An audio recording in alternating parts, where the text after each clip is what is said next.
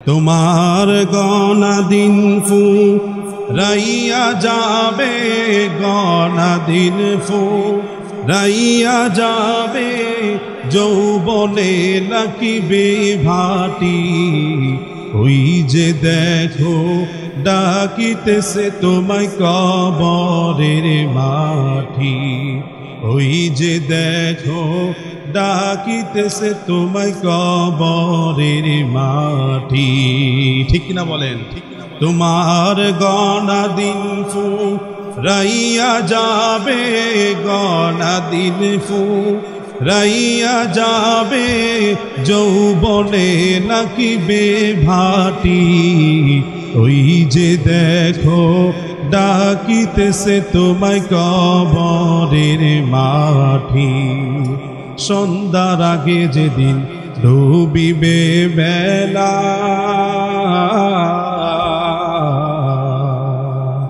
সন্ধ্যার আগে যেদিন ডুবিবে বেলা,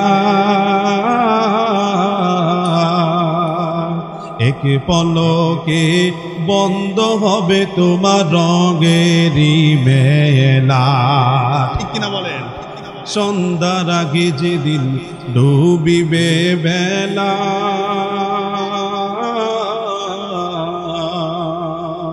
এক পলকে ভেঙে যাবে তোমার রঙের মেলা।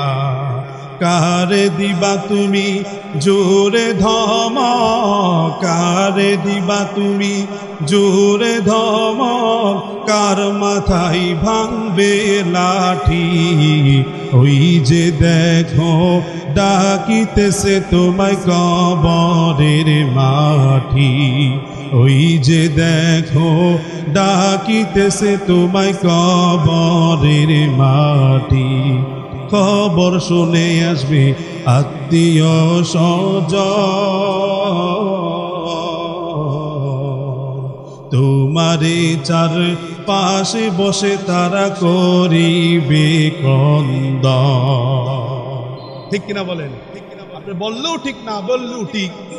যখন মৃত্যুর খবরটা শুনবে, দেখবেন মেয়ে চলে আসবে নায়নাতকুন নিয়ে, নাতিদেরকে নিয়ে চলে আসবে, ছেলেরা শহর থেকে চলে আসবে, আপনার ভাইয়েরা শহর থেকে চলে আসবে, সবাই শুনে চলে আসবে। কেউ দোকানে কাজ করছে, কেউ ব্যবসা বাণিজ্য করছে, বলবে মাইকে যখন এলান হয়েছে রসুনপুর গ্রামের আব্দুর রহমান দুনিয়াতে আর নাই, সবাই চলে আসবে। ঠিক কিনা বলেন?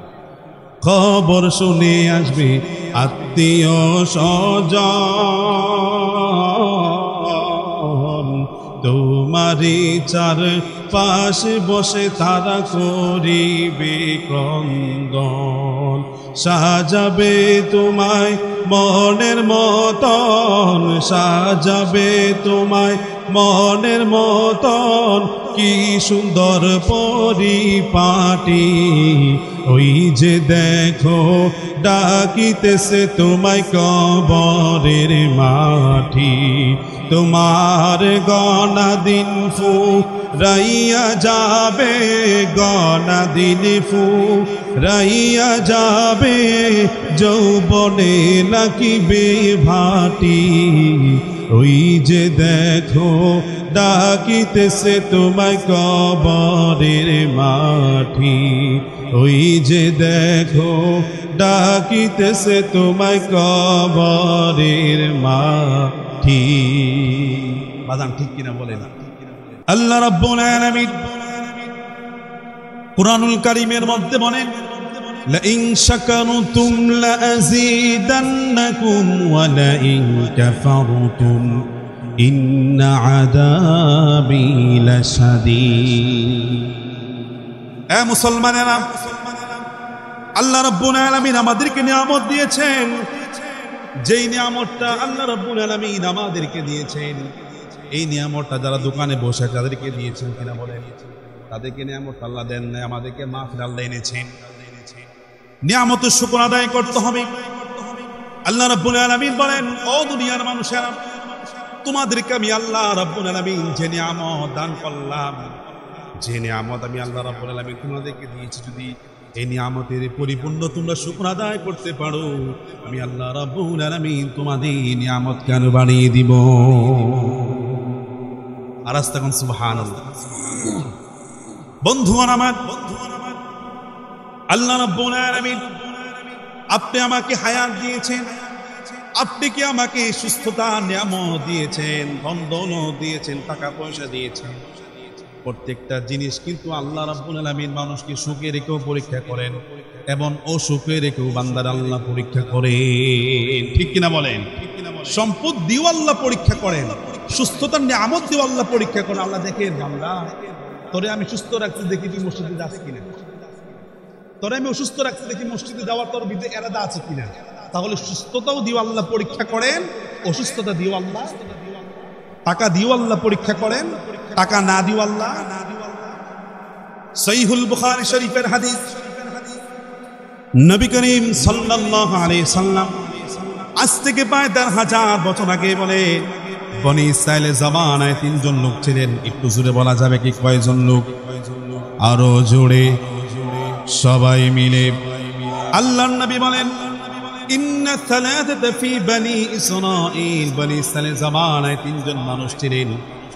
এর মধ্যে একজন রোগ ছিলেন, তার ৩ জন রোগী ছিলেন। এর মধ্যে একজন হলো তিনি তার শ্বেত রোগ, অর্থাৎ তার পুরো শরীরটাই সাদা, শ্বেত রোগ মানে বুঝেন কিনা। দ্বিতীয় নাম্বার অসুস্থ ব্যক্তি ছিলেন, যার মাথার মধ্যে কোনো চুল ছিল না, সে টাকমাথা ছিলেন। তৃতীয় অসুস্থ ব্যক্তি ছিলেন, যার চোখ ছিল না। আল্লাহ রাব্বুল আলামিন আল্লাহর ফেরেশতাকে পাঠালেন, ৩ জন ব্যক্তির কাছে পাঠালেন। প্রথম নাম্বার ব্যক্তির কাছে গিয়ে বলেন, ভাই আপনি কি আল্লাহর কাছে কিছু চান নাকি? বলে যে ভাই একটু আল্লাহর কাছে দোয়া করেন, আল্লাহ রাব্বুল আলামিন আমাকে যে শ্বেত রোগ দিয়েছিলেন যেন আল্লাহ রাব্বুল আলামিন ভালো করে দেন। সুবহানাল্লাহ। বন্ধুগণ আমার, আল্লাহর ফেরেশতা তার শরীরের মধ্যে তিনি হাত বুলিয়ে দিলেন, সঙ্গে সঙ্গে শ্বেত রোগের লোকটা ভালো হয়ে গেল। এবার তিনি বললেন, তুমি কি চাও? বলে যে আমি উটনি চাই, উটনি চাই আমি। তাকে উটনি দেওয়া হলো আল্লাহর হুকুমে। দ্বিতীয় ব্যক্তির কাছে গেলেন। দ্বিতীয় ব্যক্তি ছিলেন টাকমাথা। কি মাথা? টাকমাথা ছিলেন। দেখবেন যাদের মাথা থেকে চুল পড়ে যায় তার টেনশন আরো বেশি বেড়ে যায়। ঠিক কিনা বলেন? ঠিক কিনা বলেন? এবার ওই টাকমাথার কাছে গেলেন, বললেন ভাই আপনি কি চান? বলে যে আমি চাই আমার যে মাথায় যে টাকমাথা, চুল গজাতে চাই আমি। তিনি দোয়া করলেন, হাত বুলিয়ে দিলেন, টাকমাথার মধ্যে চুল উঠে গেল। বলে যে আপনি এবার কি চান? বলে আমি যে গাবি চাই, আমার কিছু গাবি দিন। তাকে গাবি দিলেন। তৃতীয় ব্যক্তির কাছে গেলেন, তিনি বললেন আমার চোখ চাই, তার চোখ ফিরিয়ে দিন আল্লাহর হুকুম। বলে কি চান? আমি বকরি চাই। কয়েকদিন অতিবাহিত হয়ে গেল। আল্লাহ সেম এই ফেরেশতাকে তিনি ফকিরের বেশে আবার তাকে দুনিয়াতে পাঠালেন। প্রথম ব্যক্তির কাছে গেলেন, ভাই আমি মুসাফির মানুষ, আমার কাছে সম্পদ কিছু নাই, আপনি তো অডল উট দেখা যায়, আমাকে কিছু উট দান করেন, কিছু সহযোগিতা আমাকে করেন। বলে যে যাও মেয়া কিছু সহযোগিতা করবো। বলে যে আপনি কি ওই ব্যক্তিরা যে ব্যক্তি শ্বেত রোগে আক্রান্ত ছিলেন? তিনি বলে যে মেয়া কি শ্বেত রোগে আক্রান্ত ছিলেন? দেখবেন যারা আঙ্গুল ফুলে কলা গাছ হয়ে যায়, যারা হঠাৎ বড় লোক হয়ে যায়, তারা পিছনের কথা মনে রাখেন। ঠিক কিনা বলেন? এরকম আছে কিনা? অস্বীকার। আমার কি শ্বেত রোগ ছিল? বলে যে আপনার কি শ্বেত রোগ ছিল না? বলে যে না আমার তো শ্বেত রোগ ছিল না। বলে যে আল্লাহ তাআলা আপনাকে আগের অবস্থায় ফিরিয়ে দিই। কিছুদিন পরে ওই লোকটা আবার সে আগের মতো শ্বেত রোগে আক্রান্ত হয়ে গেল, আবার গরিব হয়ে গেল। দ্বিতীয় ব্যক্তির কাছে গেলেন, তিনি সেম ব্যবহারটা করলেন।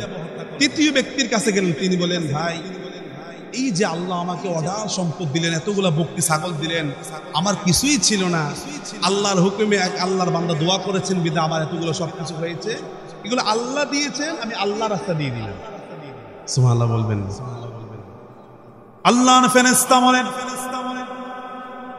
আমি তোমার থেকে বকরি নিব না, তোমার থেকে বকরি নেওয়ার জন্য আমি আসি নাই। আমার আল্লাহ রাব্বুল আলামিন আমাকে 3 জন ব্যক্তির কাছে পাঠিয়েছেন, তারা 2 জন এই পরীক্ষায় ফেল করেছে, তুমি পাস করেছো। আল্লাহ রাব্বুল আলামিন আল্লাহুম্মা বারিক লি ফি, আল্লাহ রাব্বুল আলামিন তোমার এই ধন সম্পদ মধ্যে আরো বরকত বাড়ায় দে। তাহলে আল্লাহ ধন সম্পদ দিয়ে কি করেন? কথা বলেন, পরীক্ষা করেন কিনা?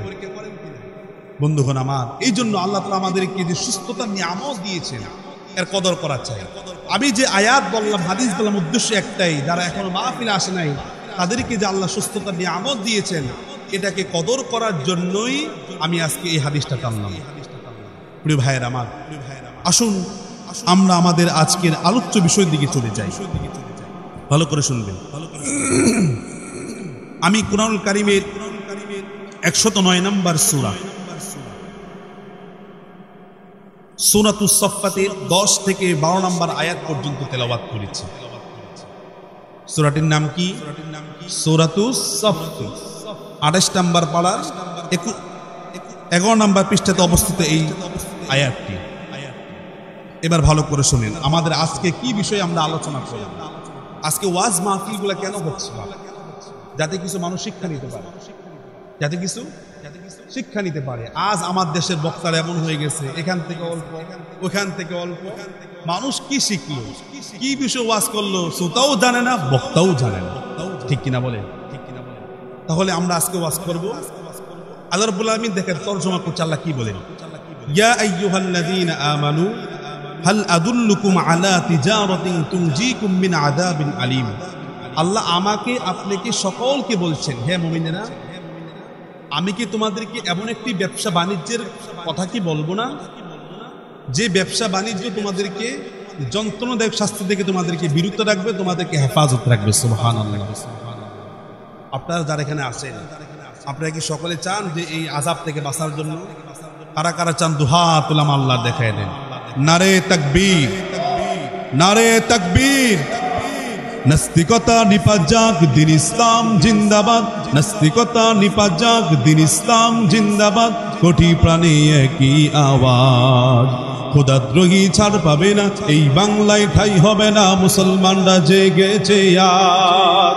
জোর কদমে সামনে চলো, বজ্রকণ্ঠে আওয়াজ তুলো, সবাই মিলে একই তালে দাও না স্লোগান, নারায়ে তাকবীর। এ আরো জোরে হতে হবে, নারে তাকবীর। দিন ইসলাম, দিন ইসলাম। আজকের মাহফিল সফল হোক। আওয়াজটা থাকবে তো? তাহলে আমরা সবাই চাই এই আল্লাহর সাথে এই ব্যবসাটা করার জন্য। আপনারা চান তো? আল্লাহ এবার দেখেন, এরপর আয়াত আল্লাহ সুন্দর একটি কথা বলছে, বলে যে ব্যবসাটা হলো এমন, আপনি দোকানে টাকা দিয়েছেন তো আপনাকে পণ্য দিয়েছে, ঠিক কিনা বলেন? টাকা দেওয়ার পর তো আপনি বেচ দিচ্ছে নাকি? আল্লাহ বলেন, বান্দা তুমি আমাকে দুইটা জিনিস দিবে, আমি আল্লাহ তোমাকে দুইটি জিনিস দিবে। সুবহানাল্লাহ। আল্লাহকে দিতে হবে কয়টা জিনিস? সবাই বলেন, দুইটা জিনিস আল্লাহকে দিতে হবে। আল্লাহ আমাদেরকে দিবেন কয়টা? দুইটা। এবার আসুন, আল্লাহকে কয়টা জিনিস, আমার দুইটা জিনিসের মধ্যে কোন দুইটা জিনিস আল্লাহকে দিতে হবে? আল্লাহ বলেন, এক নাম্বার তুমিনুনা বিল্লাহি ওয়া রাসূলিহি। এক নাম্বার আল্লাহ এবং তার রাসূলের প্রতি তোমাদেরকে ঈমান আনতে হবে। দুই নাম্বার ওয়া তুজাহিদুনা ফি সাবিলিল্লাহি বিআমওয়ালিকুম ওয়া আনফুসিকুম। জান এবং মালের দ্বারা আল্লাহর রাস্তায় জিহাদ সংগ্রাম তোমাদেরকে করতে হবে। তাহলে দুটা জিনিস দিতে হবে। কয়টা জিনিস? এক নাম্বার হলো ঈমান, এক নাম্বার কি? দুই নাম্বার আল্লাহর রাস্তায় জান এবং মাল খরচ করতে হবে। এটা আল্লাহকে আমরা দিতে হবে। এবার আল্লাহ আমাদেরকে কি দিবেন? আল্লাহ আমাদেরকে কি? আল্লাহ বলেন, যদি বান্দা দুটো জিনিস যদি তুমি আমাকে দাও, তোমরা যদি আমাকে দুটো জিনিস দাও, আমি তোমাদেরকে দুটো জিনিস দিব। এক নাম্বার হলো ইয়াগফির লাকুম যুনুবাকুম, তোমাদের গুনাহগুলোকে আমি আল্লাহ মাফ করে দিব। আর আস্তে কোন সুবহানাল্লাহ। আল্লাহ বলেন, বান্দা শুধু গুনাহ মাফ করব না, ওয়া ইউদখিলকুম জান্নাত, এবং তোমাদেরকে আমি আমার জান্নাতের মধ্যে প্রবেশ করিয়ে দেব। দিতে হবে কয়টা জিনিস, আর আল্লাহ দিবেন কয়টা? এই বিষয়ের উপর আজকে আলোচনা করব ইনশাআল্লাহ। আমরা আল্লাহকে দুইটা জিনিস দিব, আল্লাহ আমাদেরকে দুইটা জিনিস দিবেন। আমাদের আজকে বিষয়বস্তু হলো, যদি আমরা সফল হতে চাই, জান্নাতে যেতে চাই, তাহলে আল্লাহকে দুইটা জিনিস আমাদেরকে দিতে হবে। আসুন আমরা এই আয়াতগুলো তাফসীর করে নিচ্ছি। এক নাম্বার, আল্লাহর প্রতি ঈমান আনতে হবে। কার প্রতি ঈমান? আল্লাহর প্রতি ঈমান। প্রিয় ভাইয়ারা আমার, আল্লাহর প্রতি আমাদেরকে ঈমান আনতে হবে। আল্লাহর প্রতি ঈমান আনার মানে হলো আল্লাহ রাব্বুল আলামিন যা বলেছেন তা আমল করা, আল্লাহ যা নিষেধ করেছেন তা থেকে বিরত থাকার নাম হলো আল্লাহর প্রতি ঈমান আনা। আল্লাহর প্রতি ঈমান আনা মানে হলো, মসজিদে মুয়াজ্জিন আযান দিয়েছি, আপনি দোকানের মধ্যে আড্ডা করছেন, যখন মুয়াজ্জিন বলল হাইয়া আলাস সালাহ হাইয়া আলাল ফালাহ, আপনাকে মনে করতে হবে আল্লাহর ডাকে আমাকে সাড়া দিতে হবে। আপনি আল্লাহর ডাকে সাড়া দিয়েছেন তো আপনি আল্লাহর প্রতি ঈমান এনেছেন। বন্ধু, ঈমান আর ঈমান হলো আপনি ঈদুল ফিতরের সময় ঈদের নামাজ পড়লেন, জুমার দিনে জুমার নামাজ পড়লেন, আপনি কুরবানির সময় ঈদুল আজহার সময় কুরবানি দিলেন, গরু গোশত খেলেন। বন্ধু আমার, এটার নাম কখনো ইমানদার হতে পারে না। ইমানদার হলো ওই ব্যক্তি আল্লাহ রাব্বুল আলামিন যা আদেশ করেছেন তা মানবে, আমার আল্লাহ যা নিষেধ করেছেন তা থেকে বিরত থাকার নাম হলো ঈমান। তার নাম কি? ঈমান। আজ বন্ধুগণ আমার, ঈমানের দাম আমাদের ভিতরে নাই, ঈমানের দাম আমাদের ভিতরে নাই। আজকে দেখবেন মুসলমান নিজের ঈমানকে বিক্রি করে দিচ্ছে, নিজে যে মুসলমান ঈমানকে বিক্রি করে দিচ্ছে, বেঈমান বিধর্মী কাফেরদের সামনে নিজের মাথাকে নত করে দিচ্ছে। আজ এই গোটা পৃথিবীতে মুসলমানের সংখ্যা বেশি রয়েছে, ইহুদি মুশরিকদের সংখ্যা কম রয়েছে। তারপর মুশরিকটা করে মুসলমানদের উপর বিজয় হচ্ছে। তার মাত্র শুধুমাত্র কেবলমাত্র একটাই মাত্র কারণ হলো মুসলমান তার ঈমান দুর্বল হয়ে গেছে। ঠিক কিনা বলেন? রাসূলুল্লাহর সাহাবী একটি হাদিস টানছি, গভীর মনোযোগ দিয়ে হাদিসটি শুনেন। হযরত ওমরের জামানায় একজন সাহাবী ছিলেন, দেখতে খুব সুন্দর ছিলেন। ঈমানের কত দাম, ঈমানের কত দাম। বন্ধু একটু ভালো করে শুনেন হাদিসটা। হযরত ওমর ফারুক রাদিয়াল্লাহু তাআলা আনহুর জামানায় হযরত আব্দুল্লাহ ইবনে হুযাফা তার নাম, সাহাবীটার নাম, তিনি দামেস্কে তিনি রোম সম্রাটের কাছে পাঠালেন। রোম সম্রাটটাকে রাজ্যটাকে তিনি অ্যাকসেপ্ট করার জন্য, বিজয় করার জন্য আব্দুল্লাহ হুযাফা তিনি রোম সম্রাটের কাছে চলে গেলেন। যাওয়ার পরে তিনি যখন শুনতে পেলেন যে ইসলাম ধর্মের রাসূলুল্লাহর সাহাবীরা তারা রোম রাজ্যকে, রোম সম্রাটের রাজ্যটাকে গ্রহণ করার জন্য এসেছে, এবার ওই বাদশা দেখেন ডাক দিয়ে বলে, তোমাদের মধ্যে আমির কে, তোমাদের মধ্যে নেতা কে? হযরত আব্দুল্লাহ ইবনে হুযাফা ডাক দেন, আমি হলাম আমির। তিনি বললেন, আব্দুল্লাহ ইবনে হুযাফা, তুমি দেখতে সুন্দর, তুমি সুদর্শন মানুষ, আমি তোমাকে একটি শর্ত দিচ্ছি, তুমি যদি ইসলাম ধর্ম থেকে পরিত্যাগ করো, যদি ইসলাম ধর্মকে তুমি ছেড়ে দাও, ইসলাম থেকে বের হয়ে আসো, আমি বাদশা বলছি রোম সম্রাটের, রোম রাজ্যের অর্ধেক রাজ্য, অর্ধেক রাষ্ট্র আমি তোমার নামে আমি দিয়ে দিব। এরে আব্দুল্লাহ, যদি তুমি ইসলাম ধর্মকে পরিত্যাগ করো, যদি ইসলাম ধর্মকে তুমি ছেড়ে দাও, আমি রোম সম্রাট বললাম আমার ঘরের মধ্যে একটি সুন্দরী মহিলা আছে, মেয়ে আছে, তোমার সাথে আমি বিবাহ দিয়ে দিব। শর্ত হলে একটা, তুমি ইসলাম ধর্মকে ছাড়তে হবে। বলেন তো, যার ভিতরে একটু জাররা পরিমাণ ঈমান আছে সে কি এই টাকা পয়সার মেয়ের লোক কি এটা কখনো মেনে নিতে পারে? ঠিক কিনা বলেন? বন্ধুগণ আমার, আব্দুল্লাহ ইবনে হুযাফা বললেন, বাদশা মহোদয়, আপনি আমাকে সব দিতে পারবেন, আপনি আমাকে আপনার মেয়েকে দিয়ে দিবেন, অর্ধেক রাষ্ট্র আপনি দিয়ে দিবেন, তারপর আমি আমার কালিমাকে, আমি আমার ইসলামকে ছাড়বো না। সুবহানাল্লাহ বলবেন না? আব্দুল্লাহ ইবনে হুযাফা যখন বাদশাকে এই কথা বললেন, বাদশা মহোদয় বললেন, এবার তিনি তার মন্ত্রীকে বললেন, আব্দুল্লাহ ইবনে হুযাফাকে তুমি জেলখানার মধ্যে আবদ্ধ করে রাখো। ডাক্তারকে বলে দেওয়া হলো, ডাক্তার আব্দুল্লাহ ইবনে হুযাফাকে যখন খানা দিবা না, পানি দিবা না, কিছুই তাকে দিবা না, যখন তার তৃষ্ণা লাগবে, খানা না দেওয়ার কারণে শরীরটা দুর্বল হয়ে যাবে, তখন রাসূলুল্লাহর সাহাবী আব্দুল্লাহ ইবনে হুযাফাকে তুমি এবার শুকরের গোশত দিবে আর মদ মিশ্রিত পানি তুমি তার সামনে দিবা। বন্ধুগণ আমার, আব্দুল্লাহ ইবনে হুযাফার শরীরটা দুর্বল হয়ে গেল, খানা দেয় না, পানি দেয় না, মাস কি মাস হয়ে গেল। এবার ডাক্তার বলে, বাদশা মহোদয়, আব্দুল্লাহ ইবনে হুযাফার শরীরটা দুর্বল হয়ে গেল, তাকে এবার খাবার দেওয়া যায় কিনা? বলে যে শুকরের গোশত দাও, মদ মিশ্রিত পানি তাকে দান করো, শরীরটা কিন্তু দুর্বল। আব্দুল্লাহ ইবনে হুযাফা বললেন, আমাকে তুমি যে খাবার দিয়েছো, এই খাবারটা কিসের খাবার? ওই মন্ত্রী মহোদয় বললেন, ডাক্তার বললেন, এটা শুকরের গোশত আর মদ মিশ্রিত পানি। একটি মাসআলা ভালো করে শুনবেন, জীবন বাঁচানোর জন্য হারাম খাওয়া পর্যন্ত জায়েজ আছে, জানেন কিনা আপনারা? আব্দুল্লাহ ইবনে হুযাফা শরীরটা দুর্বল হয়ে গেল, তিনি লাথি মেরে তিনি জেলখানা থেকে শুকরের গোশত মদ মিশ্রিত পানি তিনি লাথি মেরে তিনি ফেলে দিলেন। বাদশা মহোদয়ের কাছে যখন এই কথা বুঝলো, আব্দুল্লাহ ইবনে হুযাফা তিনি দুর্বল শরীর, তিনি লাথি মেরে শুকরের গোশত আর মদ মিশ্রিত পানি তিনি লাথি মেরে ফেলে দিলেন। এবার বাদশা মহোদয় ডাক দেয়া বলে, মন্ত্রী আব্দুল্লাহ ইবনে হুযাফা তার শরীর না দুর্বল হয়ে গেছে, তার কাছে এত শক্তি কিভাবে আসলো?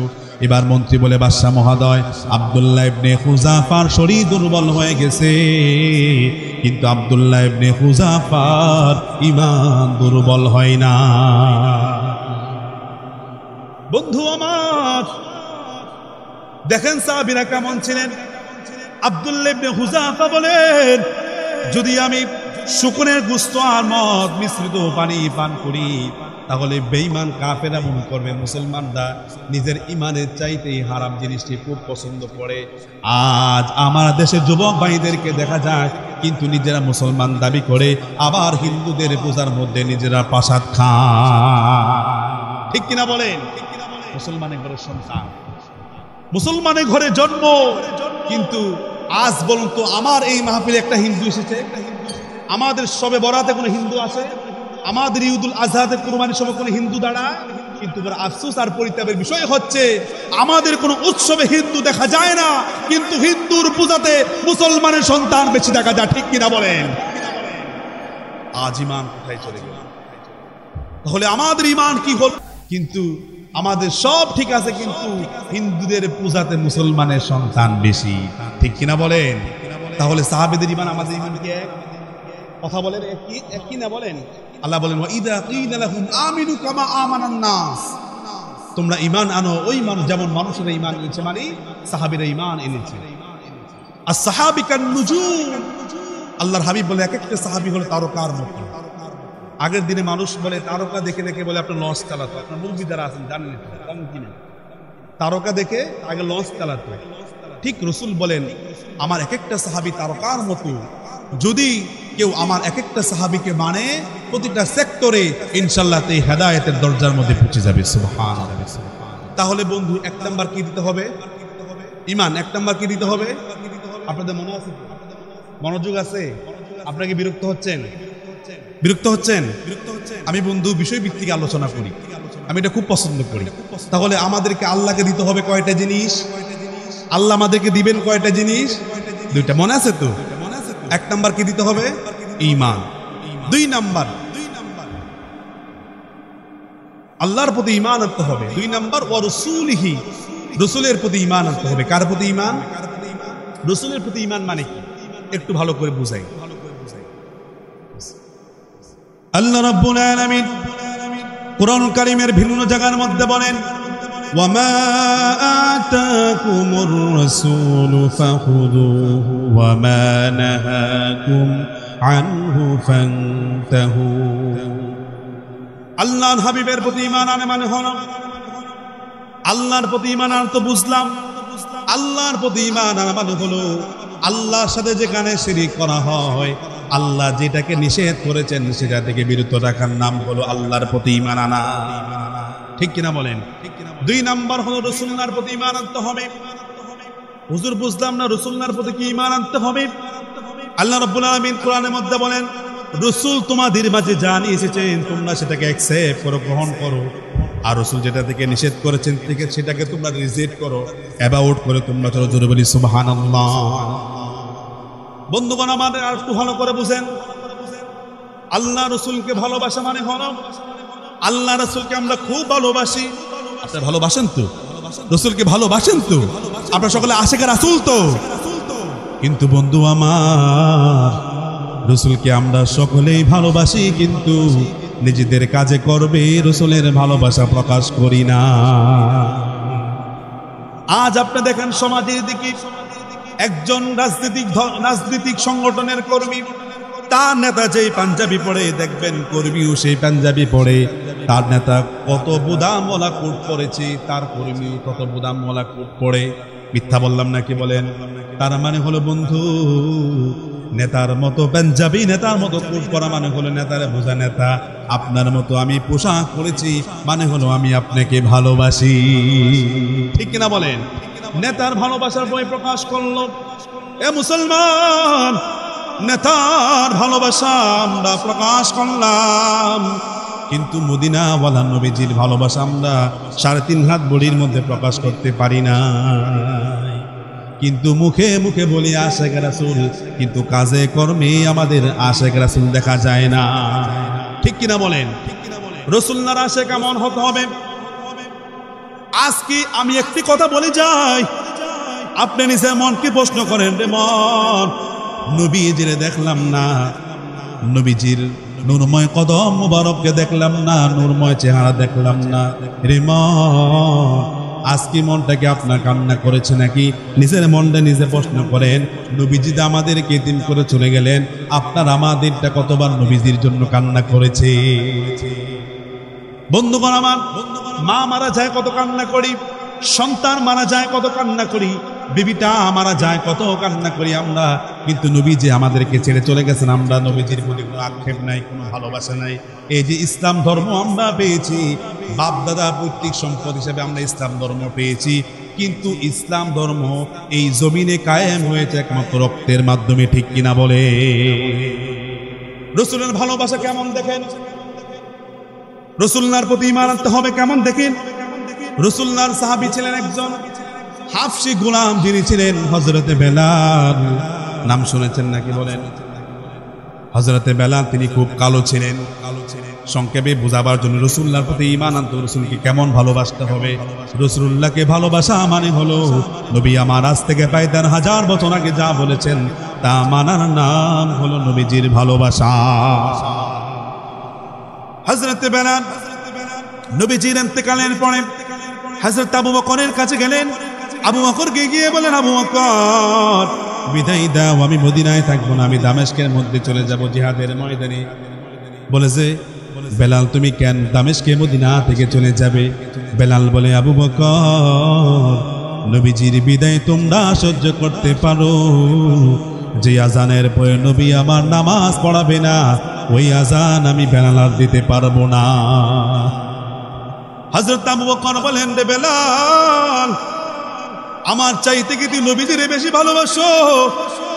কিন্তু বেলাল বলে, আবু বকর নবীজির বিরহে বেদনায় নবীজিকে ছাড়া এই কষ্ট আপনি সহ্য করতে পারেন, কিন্তু আবু বকর আমি বেলাল নবীজির বিদায়টাকে সহ্য করতে পারছি না। হযরতে বেলাল তিনি মক্কা মদিনা থেকে দামেস্কে চলে গেলেন, জিহাদের ময়দানে অংশগ্রহণ করলেন, কিন্তু হযরতে বেলাল তিনি শহীদ হলেন না। 1 মাস 2 মাস চলে গেল, কোন বর্ণনা এসেছে 6টি মাস হয়ে গেল, কোন বর্ণনা 2 বছর হয়ে গেল। আমার নবী এবার হযরতে বেলালকে স্বপ্ন দেখালেন, রে বেলাল আজকে 6টি মাস হয়ে গেল রে বেলাল, মনটা চায় না রে মদিনায় আসতে, তোর গলার আজান আমি নবী শুনি না। বন্ধুগণ আমার, হযরতে বেলাল দামেস্কে থেকে মদিনায় চলে আসলেন। নবীজির ভালোবাসা কেমন দেখেন। স্বপ্নে নবী বললেন, বেলাল আজকে 6টি মাস হয়ে গেল রে বেলাল, তোর আজান আমি নবী শুনি না, কেমনি তুই আমারে ভুলে গেলি রে বেলাল। বেলাল আবার নবীজির পাগল, তিনি মদিনায় চলে আসলেন। বেলালকে দেখে মদিনার মানুষেরা বলেন, আদ-দুনিয়া বেলাল, বেলাল তুমি আজান দাও। বেলাল বললেন, যে আজানের পরে আমার নবী ইমামতি করবে না, ওই আজান আমি বেলাল দিব না। বেলাল আজান দিতে তিনি রাজি হচ্ছে না। এবার আবু আইয়ুব আনসারী তিনি মা ফাতেমার বাড়িতে চলে গেলেন ইমাম হাসান আর হুসাইনকে আনার জন্য। ইমাম হাসান আর হুসাইনকে আনা হলো। ইমাম হাসান আর হুসাইন হযরতে বেলালকে ডাক দিয়ে বলে, বেলাল নানাজির মুয়াজ্জিন তুমি আজান দাও, তোমার আজান কতদিন শুনি না। হযরতে বেলাল বললেন, রাসূল আমার হাসান আর হুসাইনকে জড়াইয়া ধরে সবসময় বলতেন, রাইহান এগুলো আমার সুগন্ধি। এবার হযরতে বেলাল হাসান আর হুসাইনের তিনি আবদার রক্ষার্থে তিনি আজান দেওয়া শুরু করে দিলেন। বেলাল যখন বললেন আল্লাহু আকবার, আল্লাহু আকবার, মদিনার বৃদ্ধ মহিলা পুরুষ সকলে বের হয়ে গেল। বলে যে মনে হয় নবীজি দুনিয়াতে আসছে, মনে হয়, কারণ নবীজি দুনিয়াতে যাওয়ার পরে বেলাল মদিনা থেকে চলে গেছেন। বেলাল আজান দিয়েছে, মনে হয় নবীজি দুনিয়াতে আসছেন। বেলাল যখন বললেন আশহাদু আল্লা ইলাহা ইল্লাল্লাহ মদিনার ছোট ছোট মেয়েগুলা বলে, মা মনে হয় নবীজি দুনিয়াতে আসছেন। কেন বেলাল? মনে হয় আজান দিয়ে নবী দুনিয়াতে আসছেন। বন্ধুগণ আমার, হযরত বেলাল যখন বললেন আশহাদু আন্না মুহাম্মাদার রাসূলুল্লাহ, হযরত বেলাল যখন আশহাদু আন্না মুহাম্মাদার রাসূলুল্লাহ বললেন, বেলাল এবার বেহুশ হয়ে গেলেন। আজান বন্ধ করে বেহুশ হয়ে গেলেন। এবার বেলাল যখন মাথায় পানি দিয়ে হুশ ফিরানো হলো, এবার বেলাল যখন মসজিদে নববীর মধ্যে আল্লাহর হাবিবের রওজা মুবারকের সামনে দাঁড়ায়া নবীকে ডাক দিয়ে বলে, নবী আমার, আপনার ডাকে আমি বেলাল সেই দামেশকে থেকে এসেছি। ইয়া রাসূলুল্লাহ, আমি বেলাল আজান দিতে রাজি হই নাই। আপনার কলিজার টুকরা হাসান আর হোসেন আমাকে আবদার করেছে বিদে আজান দিয়েছি। কিন্তু নবী আমার, যখন আমি আশহাদু আন্না মুহাম্মাদার রাসূলুল্লাহ বলেছি, আমি মনে মনে ভাবলাম আমার আজানের পরে তো মদিনাওয়ালা নবী তিনি আল্লাহু আকবার বলবে না।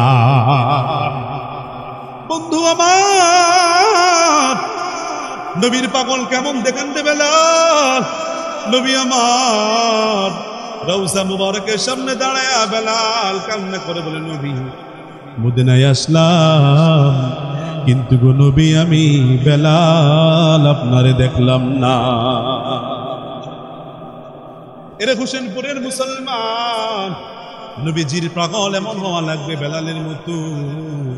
কিন্তু আমার বেলাল নবীজির যেমন ভালোবেসেছেন আমরাকে তেমন ভালোবাসে নাকি বলেন? যদি রাসূলুল্লাহকে আমরা পরিপূর্ণ ভালোবাসতাম, কিন্তু আমরা রাসূলকে পরিপূর্ণ ভালোবাসতাম যদি আমরা, তাহলে আমাদের দাড়ির মধ্যে গালের মধ্যে কখনো আমরা খুর লাগাতাম না। ঠিক কিনা বলেন? তাহলে রাসূলের প্রতি ঈমান আনা, আল্লাহর প্রতি ঈমান আনা মানে হলো রাসূল এবং আল্লাহ যা যা বলেছেন তার উপরে আমল করা। তাহলে এক নাম্বার কি ছিল? আল্লাহ এবং তার রাসূলের প্রতি ঈমান আনা। মনে আছে তো আপনাদের? দুই নাম্বার, জান এবং মালের দ্বারায় আল্লাহ রাস্তায় জিহাদ করতে হবে। এ বিষয়ে একটি কথা ক্লিয়ার করতে হয়। আমি যেখানে জুমা পড়াই চট্টগ্রামে, আপনাদের দোয়ায় আলহামদুলিল্লাহ প্রায় ১৫০০ মুসল্লি হয়। কয় হাজার? ১৫০০ মুসল্লি সম্পর্কে আমি এই কথাটা বলি। আজ মুসলমানদের ভিতর থেকে জিহাদ নামক যেটা রয়েছে, নামাজ যেমন ফরজ, রোজা যেমন ফরজ, হজ যেমন ফরজ, আল্লাহর জমিনে দ্বীন প্রতিষ্ঠা করাও তেমন ফরজ। ঠিক কিনা বলেন? আজ মুসলমানদের ভিতর থেকে এটা দূরে সরে গেছে। মুসলমানদের ভিতর ঢুকিয়ে দিয়েছে জিহাদ মানে জঙ্গিবাদ। জিহাদ মানে কি? জঙ্গিবাদ। এটা মুসলমানদের ভিতর ঢুকিয়ে দিয়েছে। এজন্য জিহাদের গুরুত্ব মানুষ বুঝেই না। এজন্য দুই নাম্বার হলো ওয়াতুজাহিদুনা ফি সাবিলিল্লাহ বিআমওয়ালিকুম ওয়া আনফুসিকুম, জান এবং মালের বিনিময়ে আল্লাহর রাস্তায় জিহাদ করতে হবে। কার রাস্তায়? দূরে বলেন, এটা একটু ভালো করে বুঝবেন। জান এবং মালের দ্বারা আল্লাহর রাস্তায় কি জিহাদ করতে হবে? আল্লাহ ভিন্ন আয়াতে দেখেন কি বলেন। আল্লাহ রাব্বুল আলামিন ভিন্ন আয়াতের মধ্যে বলেন, ইন্নাল্লাহা ইশতারা মিনাল মুমিনিনা আনফুসাহুম ওয়া আমওয়ালাহুম বিআন্না লাহুমুল জান্নাহ। আল্লাহ রাব্বুল আলামিন বলেন, নিশ্চয় আমি মুমিনদের থেকে জান এবং মালের বিনিময়ে জান্নাতকে ক্রয় করে নিয়েছি। তাহলে জানের এবং মালের বিনিময়ে আমরা জান্নাতকে কিনেছি কার কাছ থেকে? এত আওয়াজ কম, আরো জোরে বলেন, কার কাছ থেকে? আর একটু জবান খুলে বাবা বলেন, কার কাছ থেকে? তাহলে জান এবং মালের বিনিময়ে জান্নাতকে কিনেছি। কিন্তু যদি কোনো মাহফিলের জন্য, মাদ্রাসার জন্য টাকা পয়সা চাওয়া হয়, খুব কিপটামি আমরা করি, খুব কৃপণতা করি। কেন বাপ কৃপণতা করেন আপনি? আপনি তো জান এবং মালকে আল্লাহর কাছে দিয়ে দিয়েছেন, তাহলে এগুলো কি আল্লাহর নবীজির ঘর নয়? কথা বলেন কিনা? আসেন এই বিষয়টা একটু ভালো করে শুনুন। জান এবং মালের বিনিময়ে আল্লাহর রাস্তায় জিহাদ করতে হবে, সংগ্রাম করতে হবে, লড়াই করতে হবে। রাসূলুল্লাহর সাহাবীরা কি দৃষ্টান্ত রেখে দিয়েছেন? সহিহুল বুখারীর ২য় খণ্ডের জিলদে সানি কিতাবুল মাগাজির মধ্যে এসেছে, জানের বিনিময়ে সাহাবায়ে কেরাম আল্লাহর জমিনে দ্বীন প্রতিষ্ঠা কিভাবে করেছেন। আমি আপনি মুসলমান দাবি করি, বাবা যেমন মুসলমান, দাদাও মুসলমান, বাবার ঘরে জন্মগ্রহণ করার পরও আমরাও তেমন মুসলমান দাবি করি। ঠিক কিনা বলেন? আচ্ছা বলুন তো, ইসলাম ধর্ম গ্রহণ করার কারণে কি আপনার বিবিটা কি বিধবা হয়েছে নাকি? সন্তান কি এতিম হয়েছে নাকি? কথা বলেন না, এতিম হয়েছে নাকি? বাবা দাদা থেকে যেভাবে সম্পদ পাই ঠিক তদ্রুপ আমরা ইসলাম ধর্মটা সেভাবে পেয়েছি বিদায় ইসলামের কোনো দাম আমাদের ভিতরে নেই। ঠিক কিনা বলেন? আসুন আমরা কিতাবুল মাগাজির একটি হাদিস শুনে নিই। শুনবেন তো? আপনারা কি বিরক্ত হচ্ছেন? আলোচনা শেষ করে দেই। তাহলে আল্লাহকে দুইটা জিনিস দিতে হবে। কয়টা জিনিস? এক নাম্বার 2 নাম্বার জান এবং মাল আল্লাহকে দিতে হবে। জান এবং মাল কাকে দিতে হবে? আল্লাহকে দিতে হবে। বন্ধুগণ আমার, জানের বিনিময়ে আল্লাহর রাস্তায় জীবন দিতে হবে। কিতাবুল মাগাজির হাদিস, রাসূল করিম সাল্লাল্লাহু আলাইহি সাল্লাম সাহাবীদেরকে তারা জানের বিনিময়ে আল্লাহর রাস্তায় জিহাদ করেছেন। এই হাদিসটি কি বলবো নাকি বলেন? আপনারা অনুমতি দিলে বলবো। হাদিসটি সহিহুল বুখারী শরীফের হাদিস। রাসূল করিম সাল্লাল্লাহু আলাইহি সাল্লাম একদিন বললেন, আজকে জিহাদের ময়দানে সেনাপতির দায়িত্ব আমি রাসূল পালন করব না। আজকে জিহাদের ময়দানে 3 জন সেনাপতির দায়িত্ব পালন করবে। 1 নাম্বার হলো আমার পালক পুত্র হযরত যায়েদ ইবনে হারেসা, তিনি দাঁড়িয়ে গেলেন। 2 নাম্বার আজকে জিহাদের ময়দানে সেনাপতির দায়িত্ব পালন করবে আমার সাহাবী, আমার চাচাতো ভাই হযরত জাফর বিন আবি তালেব, তিনিও দাঁড়িয়ে গেলেন। আল্লাহর হাবিব বলেন, আজকে জিহাদের ময়দানে 3 নাম্বার সেনাপতির দায়িত্ব পালন করবেন আমার জলিলুল কদর সাহাবী হযরত আব্দুল্লাহ বিন রওয়াহা, তিনি দাঁড়িয়ে গেলেন। নবীজি বললেন, রে সাহাবীরা, তোমরা বাড়িতে চলে যাও, বাবা মার কাছ থেকে বিদায় নিয়ে আসো, বিবির কাছ থেকে বিদায় নিয়ে আসো, সন্তানের কাছ থেকে তোমরা বিদায় নিয়ে আসো। জিহাদের ময়দানে তোমরা চলে যাবে, বিদায় নিয়ে আসো। হযরত যায়েদ ইবনে হারেসা তিনি দাঁড়িয়ে গেলেন, গিয়ে বলেন, ইয়া রাসূলুল্লাহ, ইয়া হাবিবাল্লাহ, নবী গো, আমি আপনার পালক পুত্র হযরত যায়েদ ইবনে হারেসা, আপনি শুনেছেন, কিন্তু আমার মা হযরত আয়েশা তিনি পর্দার আড়াল থেকে শুনেছেন। আমার তো যাওয়া লাগবে না, কিছু বলা লাগবে না। যদি আমার চলাফেরা যদি কোনো ভুল ত্রুটি হয়ে থাকে, আল্লাহর হস্তে আপনি আমাকে ক্ষমা করে দিয়ে। 2 নাম্বার সাহাবী হযরত জাফর বিন আবি তালেব বাড়িতে চলে গেলেন। বাড়িতে গিয়ে বিবিকে বলেন, বিবি রে, রাসূলুল্লাহ আমাকে জিহাদের ময়দানে 2 নাম্বার সেনাপতি নিযুক্ত করেছেন। বিবি রে, আমি তোমার কোনো হক আদায় করতে পারি নাই, হয়তোবা তোমার উপরে জুলুম করেছি, অত্যাচার করেছি, নিপীড়ন করেছি, আল্লাহর হস্তে তুমি আমাকে ক্ষমা করে দিও। হযরত জাফর স্ত্রী যখন হযরত জাফর বিন আবি তালেব যখন তার বিবিকে কথা বললেন, হযরত জাফরের স্ত্রী 2টি হাত তুলে আল্লাহকে বললেন, রব্বুল আলামিন, আমার স্বামী হযরত জাফর বিন আবি তালেবকে জিহাদের ময়দান থেকে তুমি গাজী বানায় তুমি আমার ঘরের মধ্যে আবার ফিরিয়ে দিও। রাসূলুল্লাহর সাহাবী হযরত জাফর বিন আবি তালেব তরবারে উল্টা পিঠ দিয়ে বিবির হাতের মধ্যে আঘাত করলেন আর বললেন, বিবি রে, উল্টা দোয়া আল্লাহ দরবারে করো না, উল্টা দোয়া আল্লাহ দরবারে কবুল হবে না। হযরত জাফর বিন আবি তালেব এই কথা বলে তিনি জিহাদের ময়দান থেকে রওনা হয়ে গেলেন। হাদিস শরীফ সাক্ষী, হযরতে জাফর বিন আবি তালেবের বিবিটা কাটা কবুতরের মতো জমিনের মধ্যে ছটফট করতেছে আর কাঁদতেছে। ছোট ছোট বাচ্চা গোলাম হযরত জাফরের পিছনে আব্বু আব্বু করে কান্না করে। হযরত জাফর বিন আবি তালেব তিনি একবারও পিছনের দিকে তাকায় দেখলেন না। আহারে বিবিটা কান্না করছে, আহারে সন্তানটা কান্না করছে, আমার আপনার দিলের মধ্যে মায়া লেগে যাবে। কথা বলেন না কেন?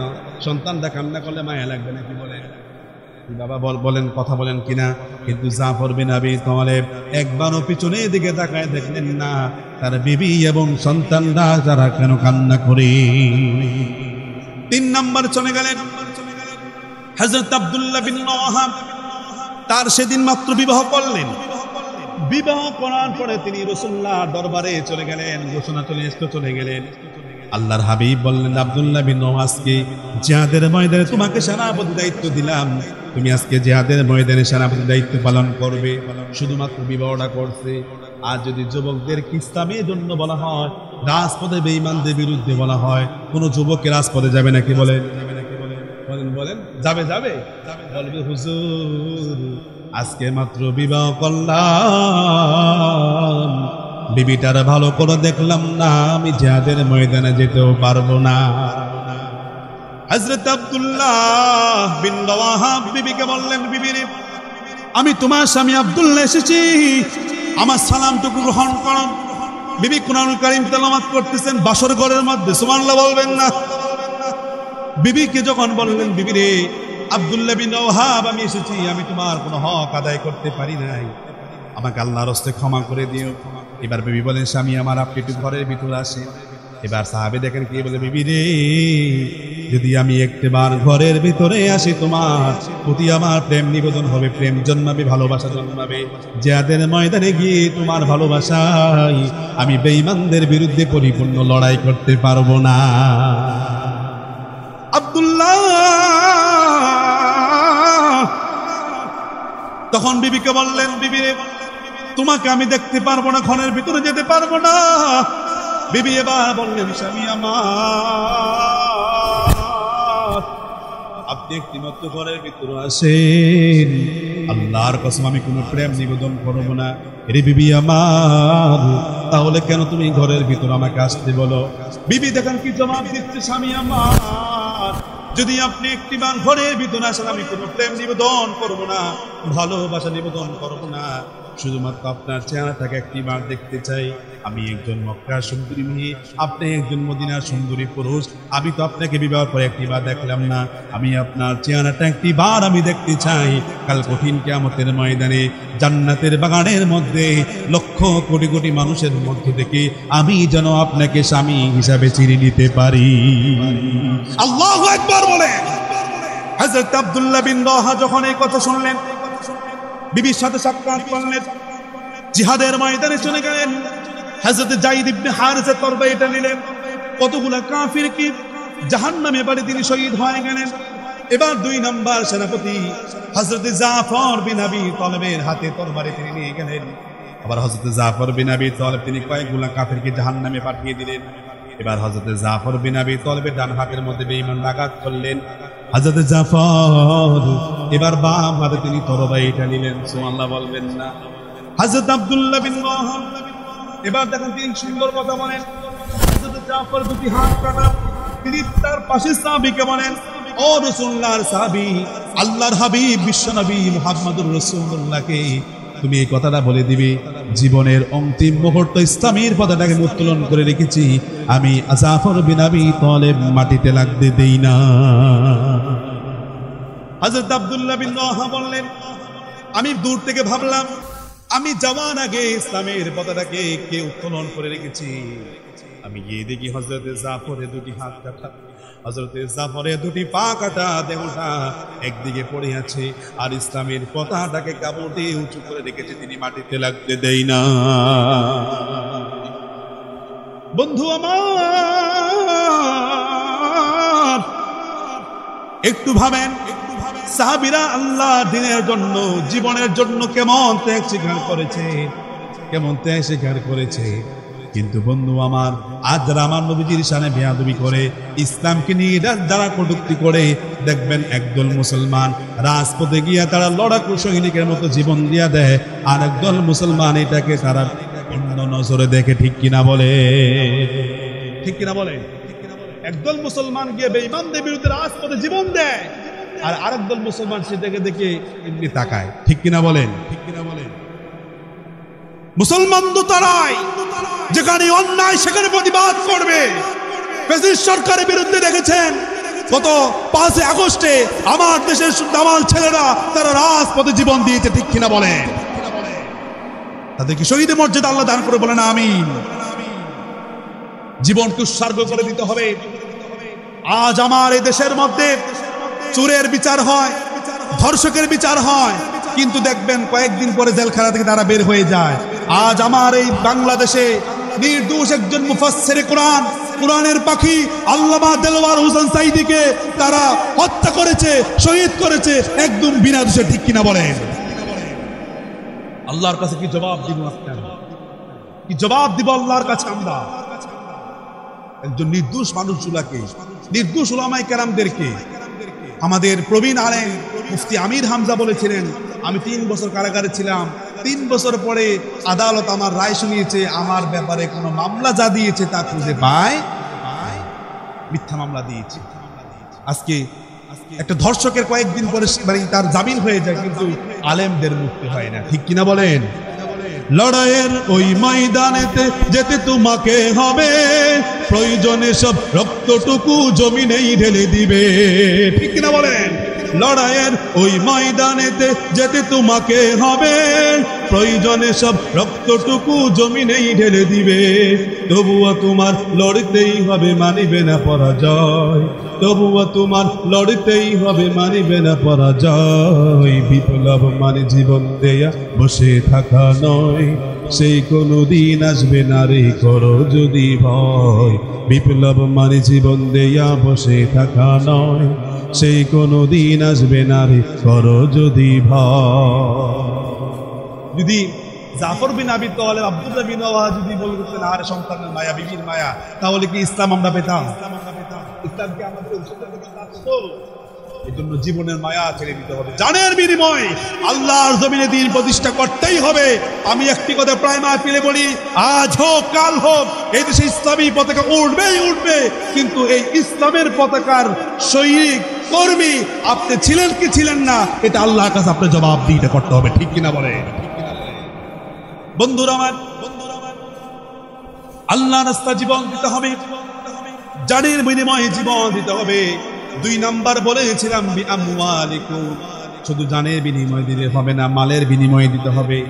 আমার ভাইয়েরা, জানের দ্বারা সব কিছু হয় না, কিন্তু মালেরও কিন্তু প্রয়োজন আছে, ঠিক কিনা বলেন? বন্ধুগণ আমার, রাসূল কারীম সাল্লাল্লাহু আলাইহি ওয়াসাল্লাম বললেন, সাহাবীরা, জিহাদের ময়দানের জন্য আমাদের কিছু সামান দরকার, কিছু মালের দরকার। একজন সাহাবী হযরত ওমর তার সম্পদগুলোকে 3টি ভাগ করলেন।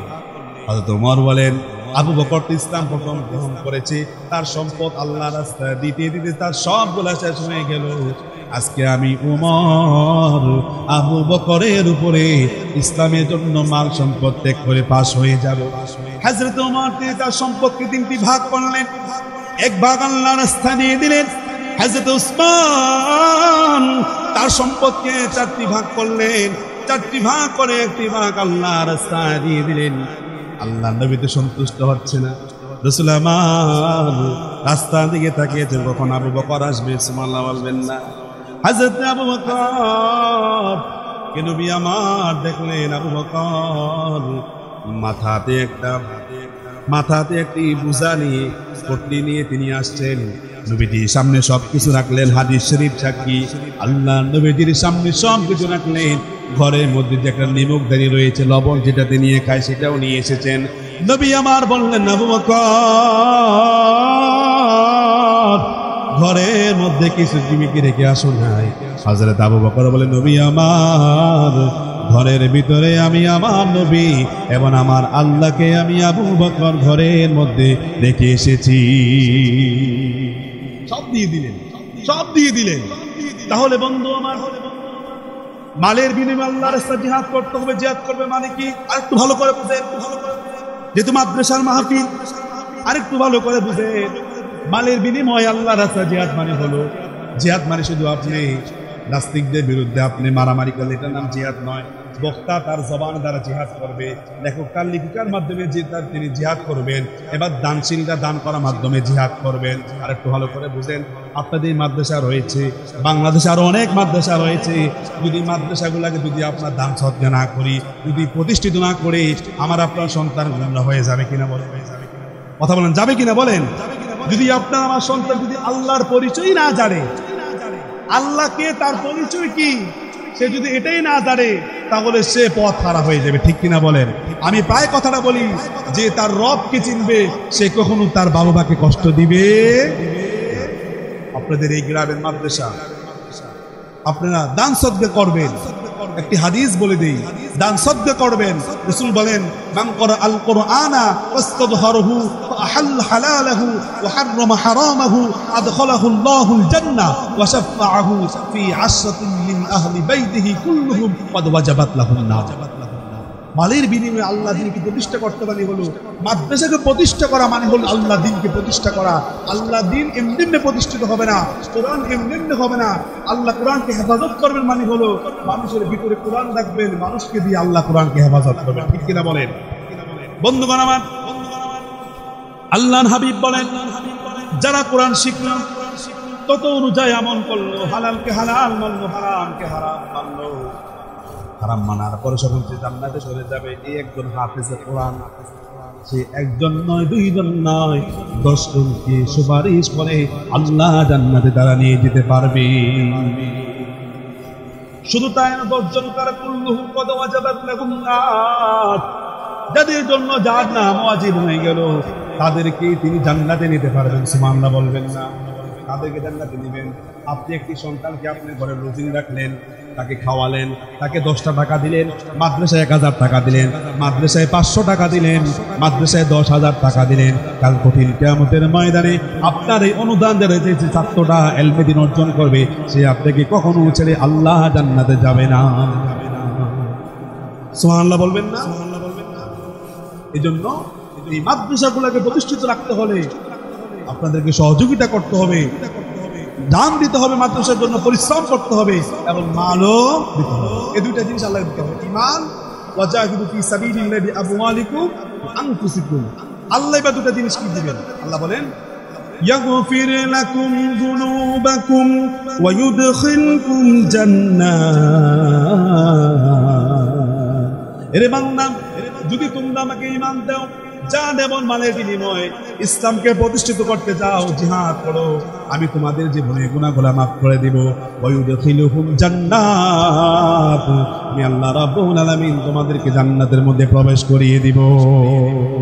সুবহানাল্লাহ বলবেন? জান্নাত কত বড়, জান্নাত কত বড় জানেন? আমার আল্লাহর মায়া কত বেশি। আমার আল্লাহ জান্নাতের আর দরজা রেখেছেন 8টা, জাহান্নামের দরজা রেখেছেন 7টা। সুবহানাল্লাহ বলবেন না? জান্নাত কত বড় দিয়েছেন। 600 ডানার মাধ্যমে আপনি জান্নাত জাহান্নাম বানিয়েছেন আপনার বান্দা বান্দির জন্য। আপনার এই জান্নাত আমি একটু ঘুরে দেখতে চাই। আল্লাহ বলে সম্ভব না। বলে যে আল্লাহ আমি একটু চাই। আল্লাহ করে জিব্রাইল সম্ভব না, তুই জান্নাত দেখতে পারবি না। হযরত জিব্রাইল তাকে আল্লাহ রাব্বুল আলামিন অনুমতি দিলেন। তার 600 ডানা রয়েছে। কোন কিতাবের মধ্যে আসছে, হাদিসের মধ্যে 700 বছর তিনি উঠলেন, তিনি জান্নাতের মধ্যে ঘুরলেন। কোন কিতাবের মধ্যে আসছে 700,000 বছর তিনি উঠলেন। মাঝে মধ্যে চা খেয়েছেন, কথা বলে চা খেয়েছেন, নাস্তা করেছেন নাকি, গোসল করেছেন নাকি, প্রস্রাব পায়খানা করেছেন নাকি? তিনি কিছুই করেন নাই, তিনি শুধুমাত্র উড়েছেন আর ঘুরেছেন। 700,000 বছর পরে তিনি একটু হরান হয়ে গেলেন, আল্লাহর হুকুমে একটু বসলেন। এবার হযরত জিবরাইল ডাকলেন, আল্লাহ আপনার জান্নাত ঘুরে দেখার সম্ভব আমি জিবরাইলের নাই। আপনি যেহেতু বলেছেন সম্ভব না রে জিবরাইল, তাহলে আমি জিবরাইল দ্বারা সম্ভব না। আমার আল্লাহ ডাকলেন, জিবরাইল রে, তাহলে তুমি গোটা জান্নাতের কয়টা খুঁটি অতিক্রম করেছো? বলেছে আল্লাহ 700,000 বছর আমি ঘুরের মধ্যে 2টা খুঁটি আমি অতিক্রম করেছি। আমার আল্লাহ ডাক দিয়ে বলেন, আরে জিবরাইল, আমি আল্লাহ, তুমি 2টা খুঁটি ঘুরতে 700,000 বছর লেগেছে রে জিবরাইল। তোমার সামনে অসংখ্য একাধিক লক্ষ কোটি খুঁটি আরো রয়েছে। সুবহানাল্লাহ বলবেন না? এত বড় জান্নাত তাদের জন্য বানিয়েছে, আমাদের জন্য। যদি দুটো ফিরে দিতে পারি, জান এবং মালের বিনিময়ে আল্লাহর রাস্তায় জিহাদ করতে পারি, আল্লাহ এবং তার রাসূলের প্রতি ঈমান আনতে পারি, তাহলে আমাদেরকে জান্নাত দিবেন কে?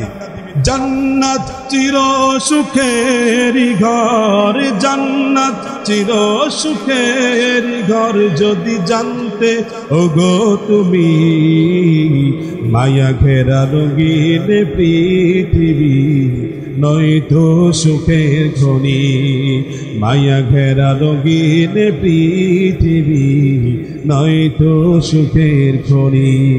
জান্নাতে কারা কারা যেতে চান? হাত আল্লাহর রেখে দোয়া করছি, আল্লাহ আমরা সহ পদ্মার মা বন্ধু সকলকে আপনাদেরকে জান্নাতুল ফেরদৌস নসিব করেন। পড়ো না আমিন বাপ, আরো জোরে বলেন আমিন। আলোচনা কি করেছি? শেষ করে দিচ্ছি। আলোচনার টপিক ছিল কি? 2টা জিনিস আল্লাহকে আমরা দিব, 2টা জিনিস আল্লাহ আমাদেরকে দিবেন। আল্লাহ আমাদেরকে এক ব্যবসার কথা বললেন, হাল আদুল্লুকুম আলা তিজারা, এমন একটি ব্যবসার কথা আমি বলবো না যেটা তোমাদেরকে আযাব থেকে বাঁচাবে। তবে আযাব থেকে বাঁচতে হলে আমাদেরকে আল্লাহকে দিতে হবে কয়টা জিনিস? সবার খুলে বলেন কয়টা জিনিস? আরো জোরে সবাই মিলে একসাথে। আল্লাহ দিবেন আমাদেরকে কয়টা? আমরা দিতে হবে ঈমান এবং জান এবং মালকে আল্লাহকে দিতে হবে। আল্লাহ আমাদের গুনাহ মাফ করবেন, জান্নাত দিয়ে দিবেন। সকলের কাছে দোয়া আছে, আমি সহ আমরা সকলের জন্য এই আজকের আলোচনার উপরে আমল করতে পারি, মা বোনরা যেন আমল করতে পারে। এই আল্লাহর কাছে দোয়া কামনা করে, সকলের সুস্বাস্থ্য কামনা করে আমার আলোচনা এখানে শেষ করছি। যদি ভুল ত্রুটি হয়ে থাকে ক্ষমা সুন্দর দৃষ্টিতে দেখবেন। আমি ক্ষুদ্র মানুষ, চেষ্টা করেছি কোরআন থেকে রাসূল বলেন, আল্লাহ বলেন, কোরআন থেকে যারা কথা বলবে তারা সত্য কথা বলবে, ঠিক কিনা বলেন? আমি কোরআন থেকে কথা বলেছি, বিশুদ্ধ রিওয়ায়াত হাদিসগুলা বলেছি। আল্লাহ রাব্বুল আলামিন আমাদের সকলকে আমল করার তৌফিক দান করুন, আমিন। ওয়া মা আলাইনা ইল্লাল বালাগ।